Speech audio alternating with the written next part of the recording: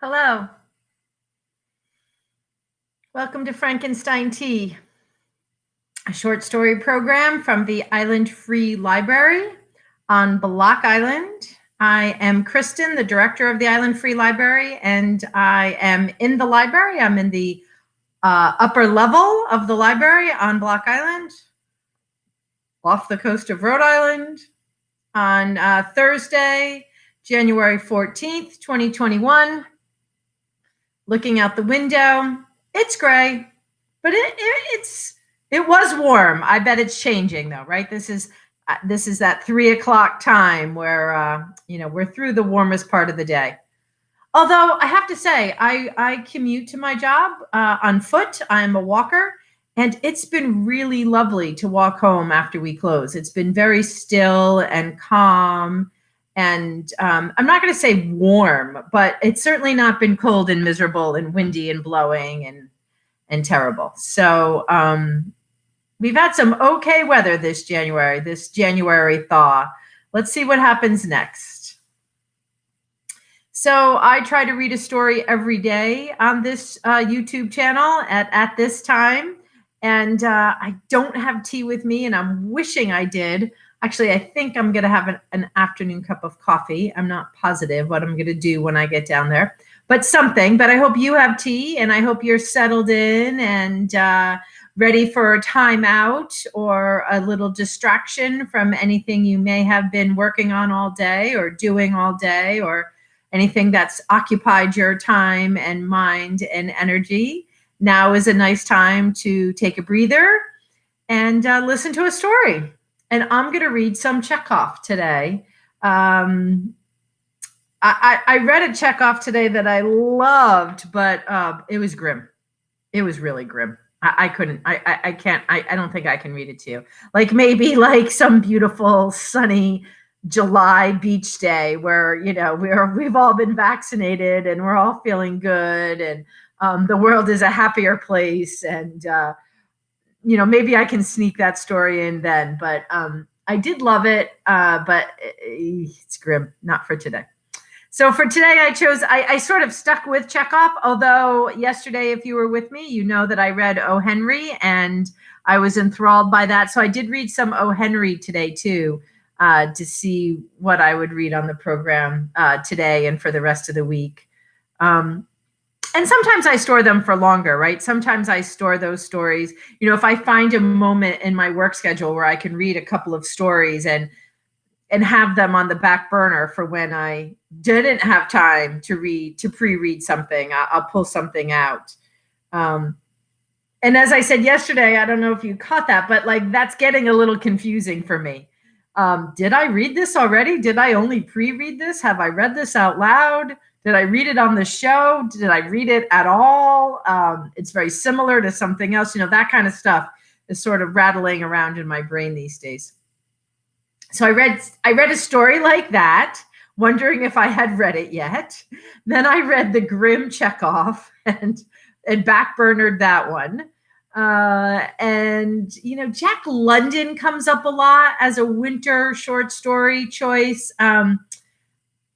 I'm not enthralled by that story, but we might get to it. I'm not sure. I don't always have to like it, right? This isn't about me. This is about us together and sharing literature in as a communal way as possible during pandemic. So it's not always about what I love or what my choice was.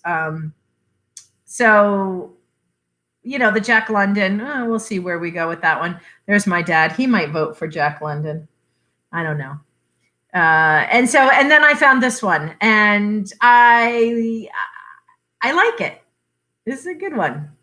This is Chekhov. Here we go. This is a Chekhov story, and it's sort of timely. I believe it's a New Year's story. I believe I can tell you that without ruining the whole thing. And I felt like we're close enough to New Year's and celebrating that holiday that I could sneak this one in. So that's what I'm doing. Here I go. I'm going over to my screen. I don't have my crazy computer glasses on, so you're not going to see those blue boxes of the screen when I go over, or maybe you do, but not as bad. But I hope it's okay for you.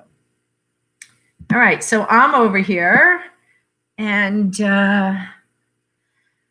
for Thursday afternoon, I'm going to start. This is by Anton Chekhov, and the title of this short story of his is called Champagne.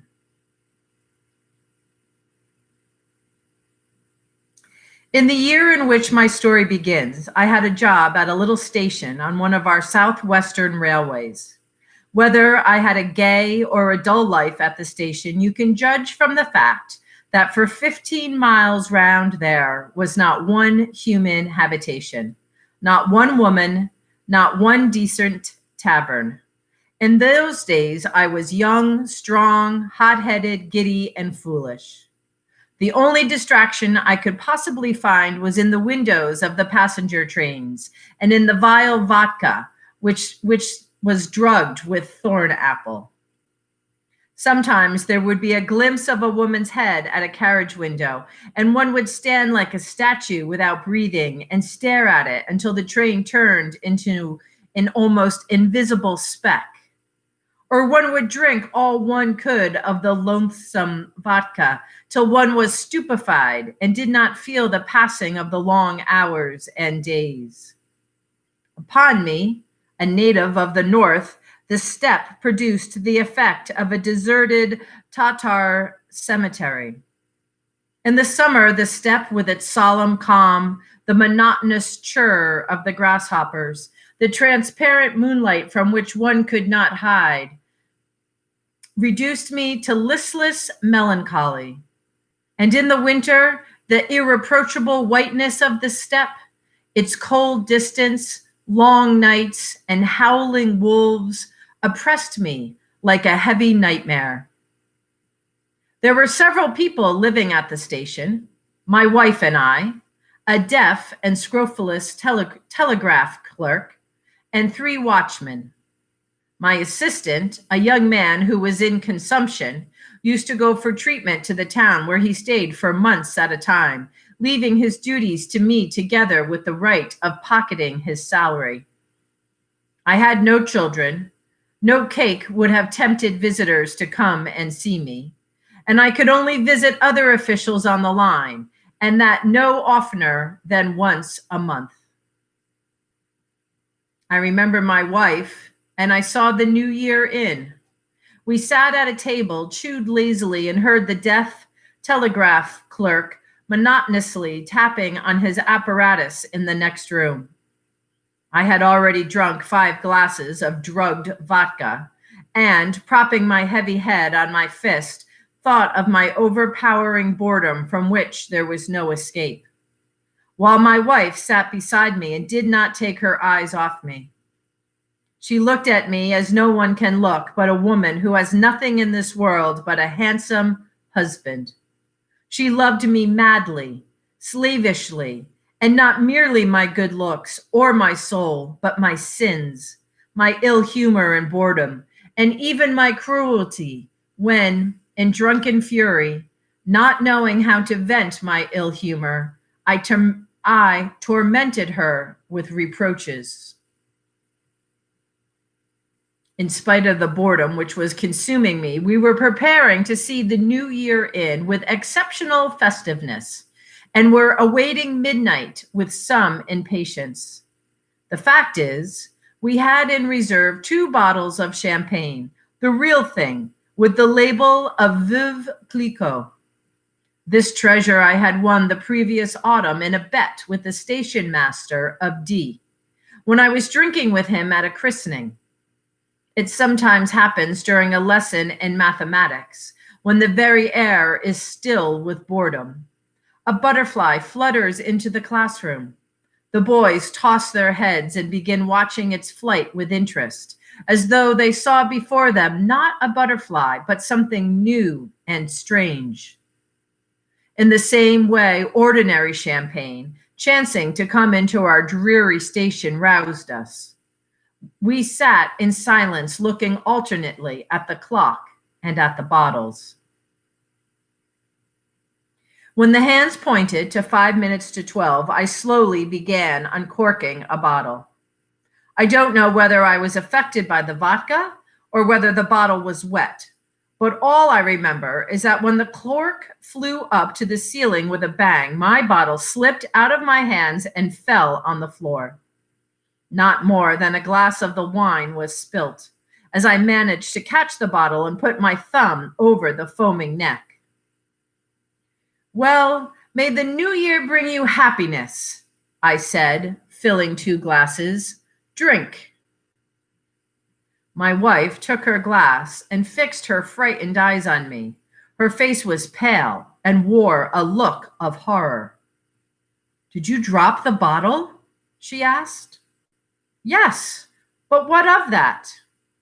"It's unlucky," she said, putting down her glass and turning paler still.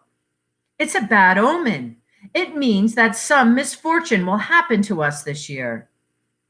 "What a silly thing you are," I sighed. "You are a clever woman, and yet you talk as much nonsense as an old nurse. Drink." "God grant it is not nonsense, but something is sure to happen. You'll see." She did not even sip her glass. She moved away and sank into thought.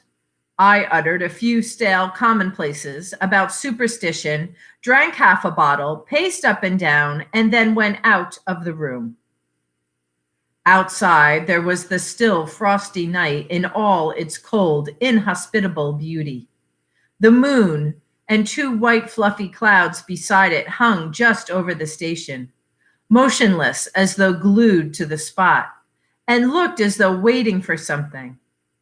A faint, transparent light came from them and touched the white earth softly, as though afraid of wounding her modesty, and lighted up everything. The snowdrifts, the embankment. It was still. I walked along the railway embankment. Silly woman, I thought, looking at the sky spangled with brilliant stars. Even if one admits that omens sometimes tell the truth, what evil can happen to us? The misfortunes we have endured already and which are facing us now are so great that it is difficult to imagine anything worse. What further harm can you do a fish which has been caught and fried and served up with sauce? A poplar covered with hoarfrost looked in the bluish darkness like a giant wrapped in a shroud. It looked at me sullenly and dejectedly, as though, like me, it realized its loneliness. I stood a long while looking at it. My youth is thrown away for nothing, like a useless cigarette end, I went on musing.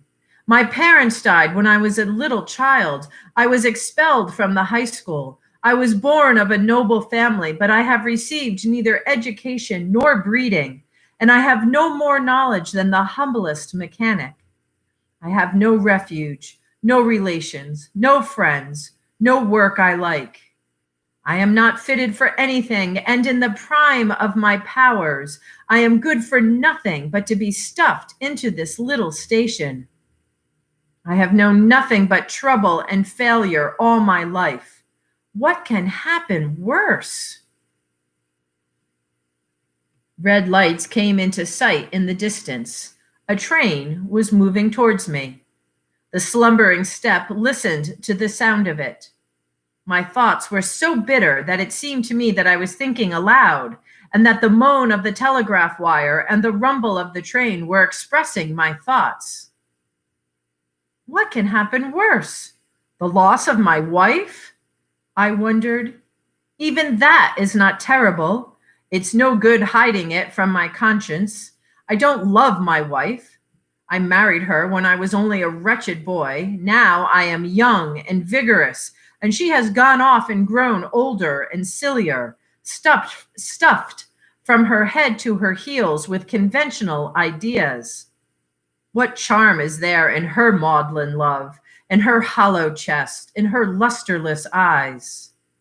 I put up with her, but I don't love her. What can happen? My youth is being wasted, as the saying is, for a pinch of snuff. Women flit before my eyes only in the carriage windows, like falling stars. Love I never had and have not. My manhood, my courage, my power of feeling are going to ruin. Everything is being thrown away like dirt, and all my wealth here in the steppe is not worth a farthing. The train rushed past me with a roar and indifferently cast the glow of its red lights upon me. I saw it stop by the green lights of the station, stop for a minute, and rumble off again. After walking a mile and a half, I went back. Melancholy thoughts haunted me still, painful as it was to me, yet I remember I tried, as it were, to make my thoughts still gloomier and more melancholy. You know, people who are vain and not very clever have moments when the consciousness that they are miserable affords them positive satisfaction. And they even coquette with their misery for their own entertainment. There was a great deal of truth in what I thought, but there was also a great deal that was absurd and conceited. And there was something boyishly defiant in my question. What could happen worse? And what is there to happen? I asked myself. I think I have endured everything. I've been ill. I've lost money. I get reprimanded by my superiors every day, and I go hungry, and a mad wolf has run into the station yard. What more is there? I have been insulted, humiliated, and I have insulted others in my time. I have not been a criminal, it is true, but I don't think I am capable of crime. I am not afraid of being hauled up for it. The two little clouds had moved away from the moon and stood at a little distance, looking as though they were whispering about something which the moon must not know. A light breeze was racing across the steppe, bringing the faint rumble of the retreating train. My wife met me at the doorway. Her eyes were laughing gaily, and her whole face was beaming with good humor. "There is news for you," she whispered. "Make haste. Go to your room and put on your new coat. We have a visitor." "What visitor?" "Aunt Natalia Petrovna has just come by the train." "What Natalia Petrovna?" "The wife of my uncle, Simon Fyodorich. You don't know her. She is a very nice, good woman."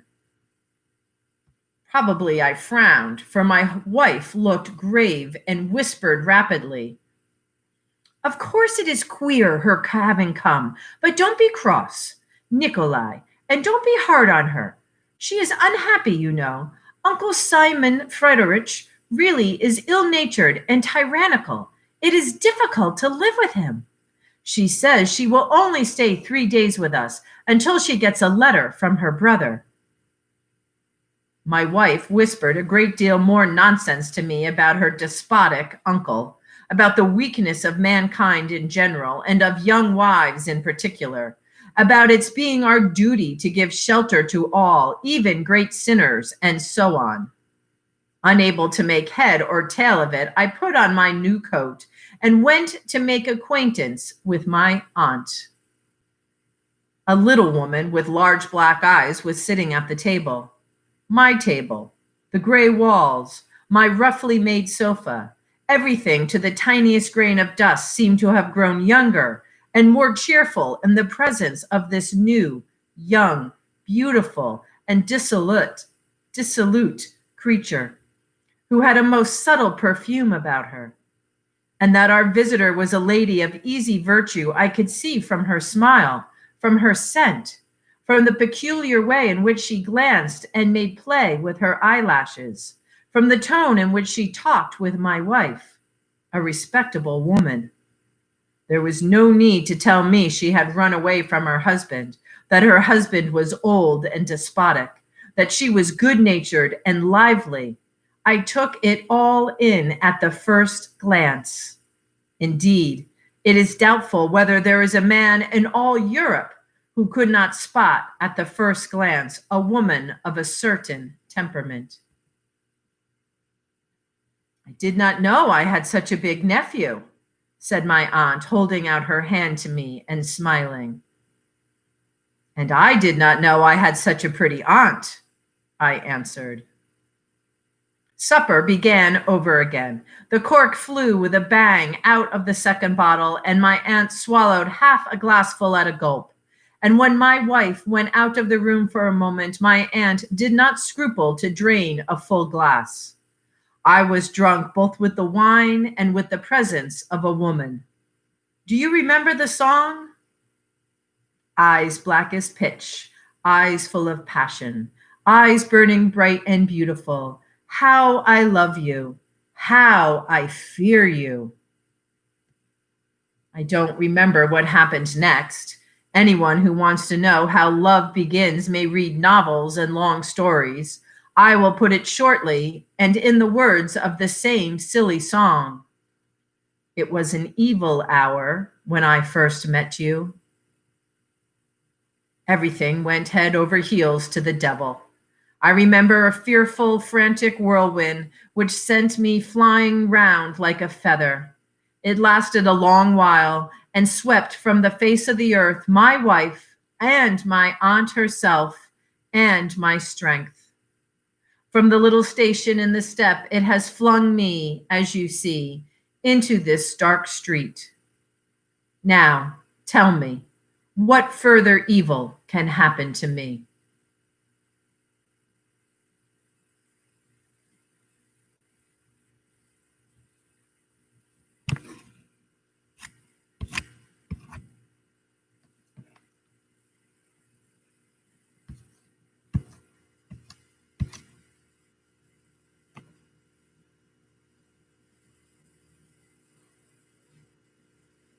That short story was Champagne by Chekhov.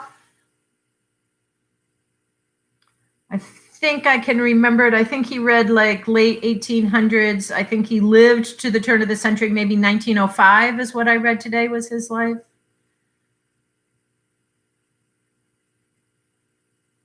You know, Russian, poor, hardship. Maybe 6 kids, maybe the middle of 6 kids. Also became a doctor. It's very sketchy. I think that's what I read today. But that was that. He wrote many stories, and that was one of them. I hope you enjoyed. I'll see you tomorrow for another episode of Frankenstein Tea. Thanks so much for coming. Enjoy the rest of your afternoon. Please, please, please take good care of yourselves. Wear your masks. Hang in there with your masks. Keep your distance. Wash your hands. Keep your group small. We're going through the tunnel. We're going to get to the light at the end. But it's still a tunnel. Hang in there, everybody. I'll see you tomorrow. Bye, Dad. Peace.